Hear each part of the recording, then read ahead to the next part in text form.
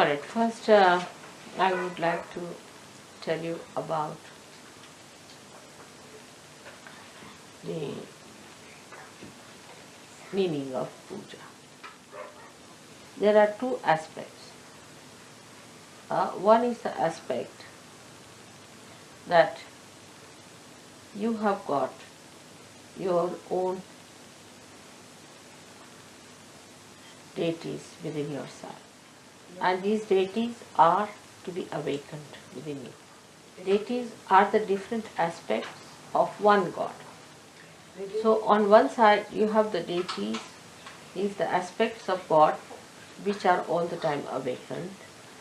On the other side you have your own deities which are sometimes awakened, sometimes half awakened, sometimes sleeping, and sometimes sick.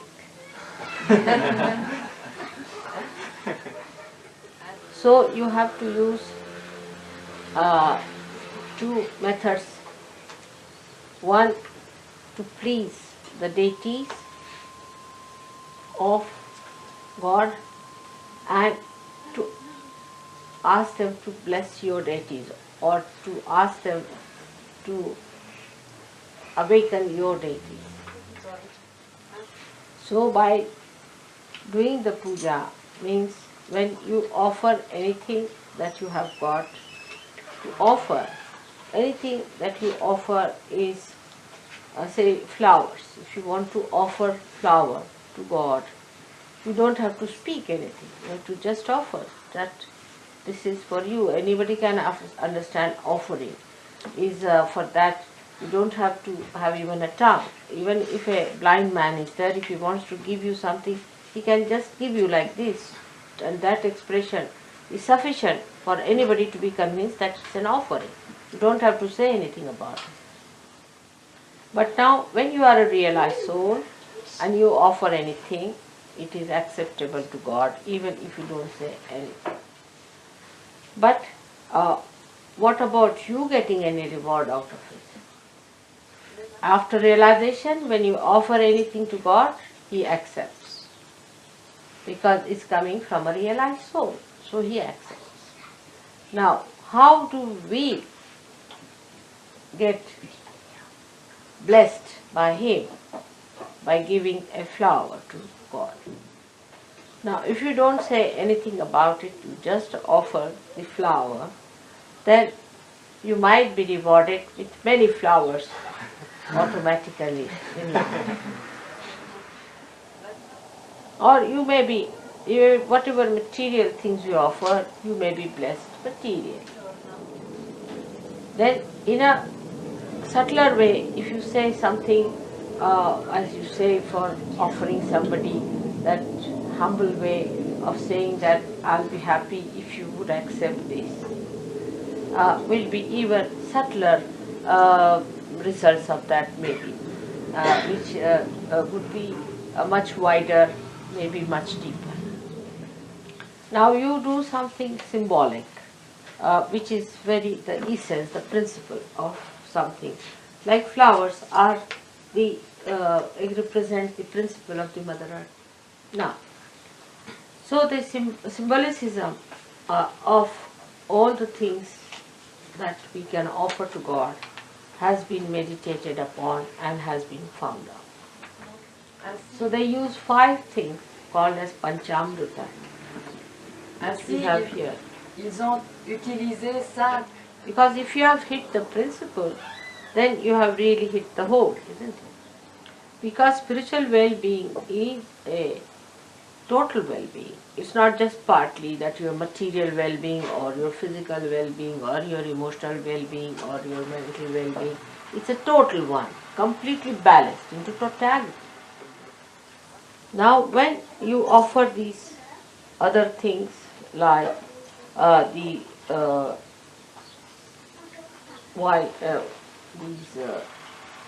we call them akshatas, these with the this what do you call yellow thing? Huh? Turmeric rice. You see this yellow thing. You see? When you offer this, you know the yellow color is that of the Swadhisthana chakra. And rice is very dear to all the gods. Now there's a trick in it because it's a human trick. Gods are fond of rice.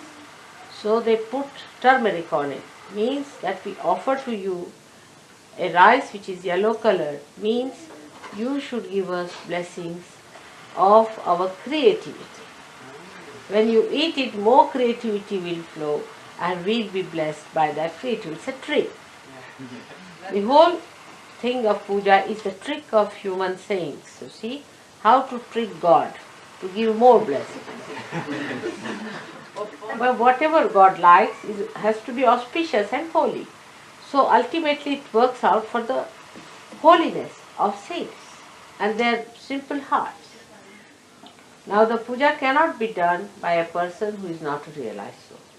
A person who preaches also has to be a realized soul. The one who does namaz has to be a realized soul. The one who prays has to be a realized soul.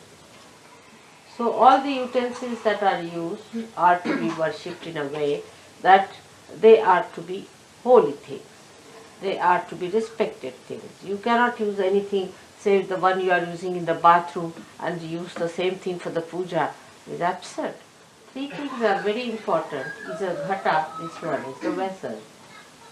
Vessel that contains the kundalini, the vessel that contains the primordial desire within us to get to God is first to be worshipped, our desire. Is the ghata, is the one made here. And on top is called as a Shri phala. Shri phala means this also has got water in it, if you see. This coconut has, this represents, the coconut represents the same thing. Now in the subtler form, it is the water of all the rivers of the world, rivers. And the coconut is the water of all the oceans. The water from the ocean or sea rises through the tree trunk of the coconut and becomes the sweet water in the coconut. It's a symbolic thing. So this is the vessel called Ghata Puja. This is the Ghata Puja. Now I don't want to go to details today because we have to talk about Ganesha. The same is, now that is water, alright. Then we have to worship Ghanta and Shankha. These are two representing the sound. Adesso Ganta e Puja che sono la... Actually the Shankha represents the ether. Then we have the Deepa, this one. Is the light, represents the light element called as Tejas. Normally also to the goddess they also give her a fan which represents the air element.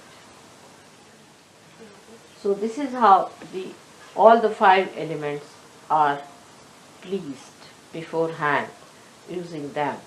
So the essences of these, or the causal essences of these five elements should be pleased at this time. Ainsi, Should be supporting the puja. Now there are also all kinds of other things like your family deities you might be worshipping in your family, some deities, they should not be also at this time upsetting the puja, or maybe the forefathers who are dead. All these things are to be quietened so that they should be told that this is a puja like this and you do not disturb us at this time. Means even thought should not come, their thoughts or their any disturbances. So everything is to be first made into peace. Now we come to the second aspect, which question I asked you, how do you get benefited by it? So apart from this technique, to have the best effect or the blessings or the best flow of the grace within us, we say mantras. The sound of mantras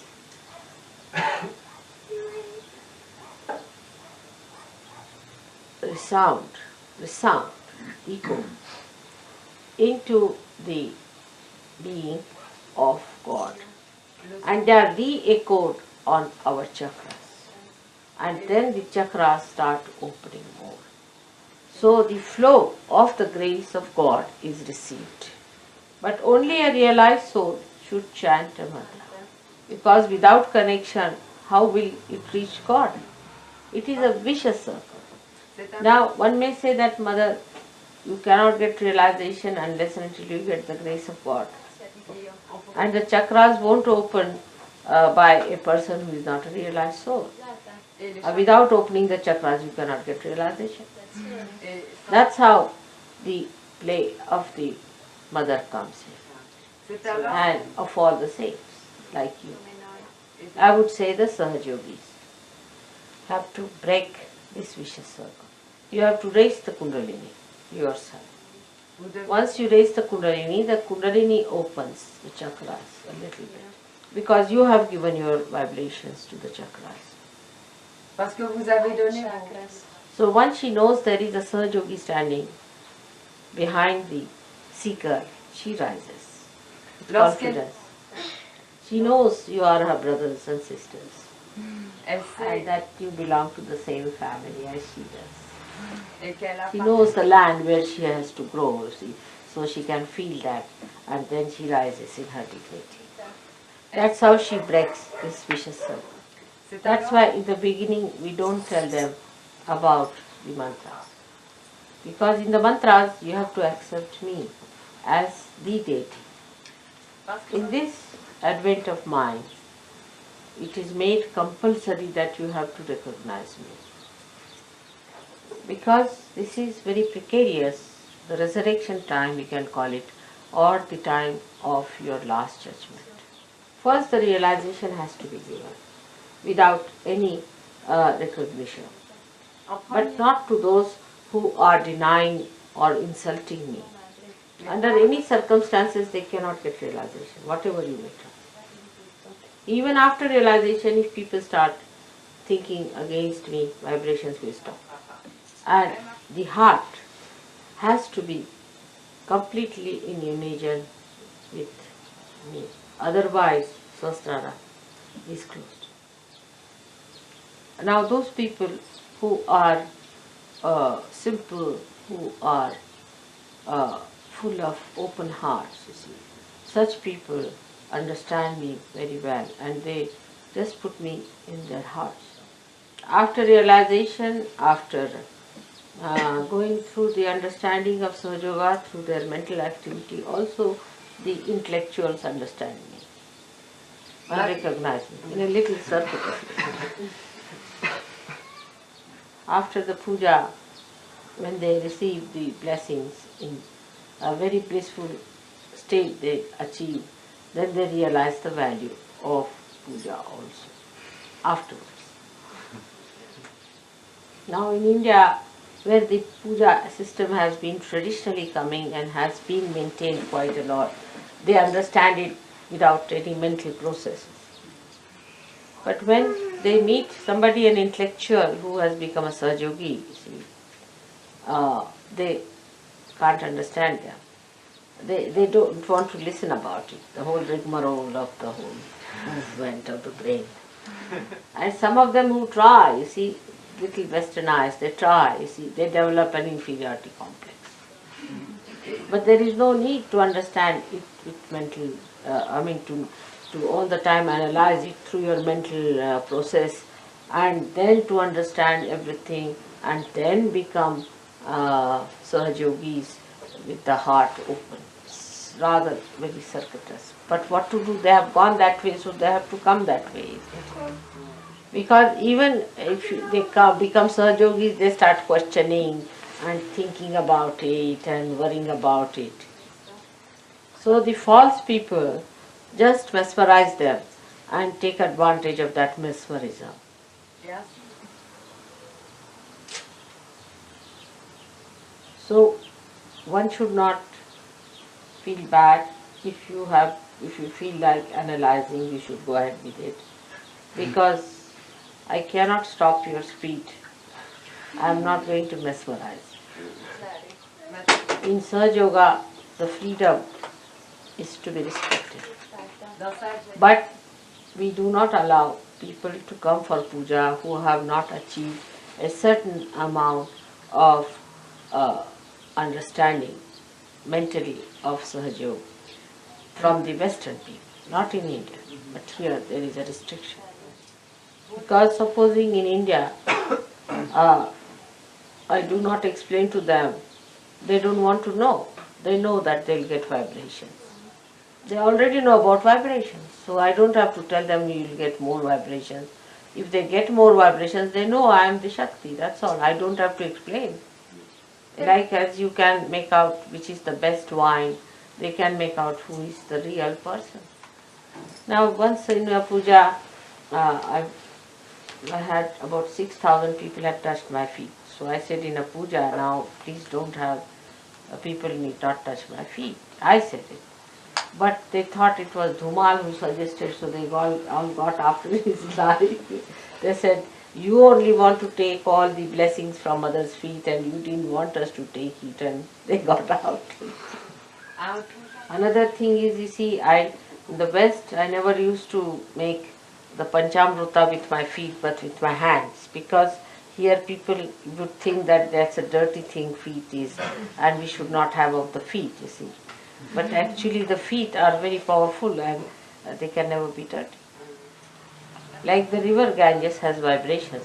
And if you have the water of Ganges, you will see that it will never be dirtied. On the contrary, whatever are inside that, because it's never sort of very kept clean, whatever dirt has gone into it, it settles down and doesn't dirty the thing at all. It's very clean water, all the time vibrating. So one must understand whatever is pure, which is responsible for purity, which is the source of purity, can cleanse any impurity. So how it can be impure? But with the brain, if you think it, it's so limited. You cannot think of something which is just the embodiment of purity.